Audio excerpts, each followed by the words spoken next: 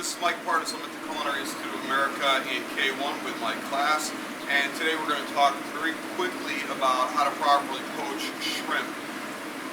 As you may know, I teach Asian cooking here, and we use a lot of shrimp in this class, so cooking shrimp properly is really an important lesson to learn. What we started with was an opening shot of some rapidly boiling water.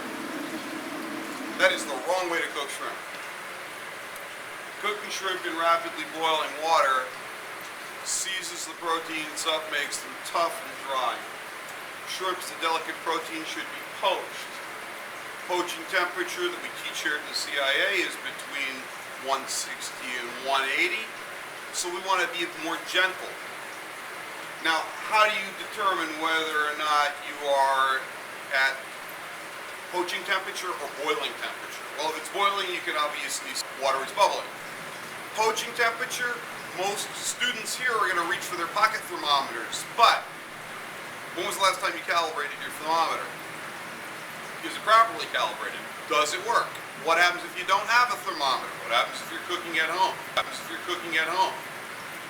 A technique that I like to talk about and that works is called ouch hot water. If you look at the water when it's boiling, you know it's boiling. If you look at the water when it is steaming, it might be bath water or it might be poaching water. How can you tell? Stick your finger in it. Ouch! It hurts. You get ouch hot water. When you have ouch hot water, you're ready to poach. The other thing that you need to pay attention to, however, is your water seasoned properly? This is not seasoned properly. We're going to add enough salt. I'm going to give a little bit of heat just to help dissolve the salt in the water.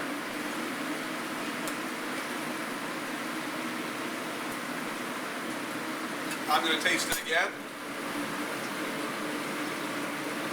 And now it's saline. It tastes like a seasoned soup, which is what we want it to be. Water came to a boil again. Turn it off. Probably still pretty hot. Ouch. Shrimp. The shrimp have been kept on ice. They're cold. So that's going to reduce the temperature of my water, maybe below that ouch hot poaching temperature. I give the heat a turn just to compensate for the cold shrimp. I'm not going to bring it back up to a boil. I'm going to move them around because the heat's coming from the bottom and I want the heat to be just evenly distributed so that the shrimp will cook evenly.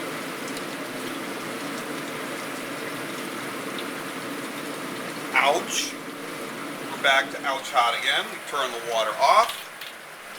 This takes marginally longer than the boiled to death rubber ball shrimp method, but it gives you a moist, tender, succulent product rather than a boiled to death rubber ball.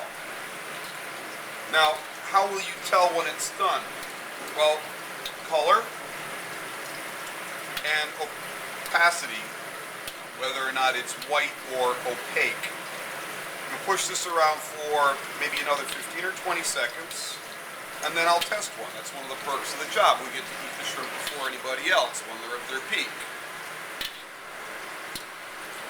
Now, you can take frozen shrimp from the same vendor as your neighbor, and if they're boiling to death and you are poaching them properly, your shrimp are going to be more moist, more tender, more succulent, and you are going to be spending the same amount of money but be able to charge a bit more or impress your guests if you're cooking at home better than if you're boiling them to death. Okay, so they seem to be opaque. They are bright pink. I will take one, dip it in ice water quickly just to chill it so I don't burn my fingers. I'll grab the legs, peel the shell back.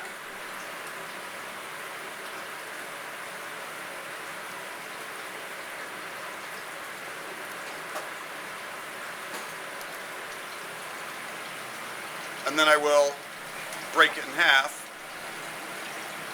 to see if it's cooked through. And it is. It's just cooked through.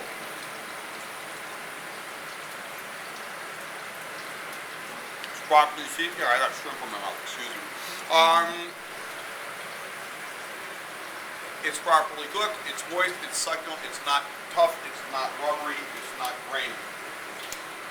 I lift perfectly cooked shrimp out of the water, the hot water, the ouch hot water, and plunge it into ice water.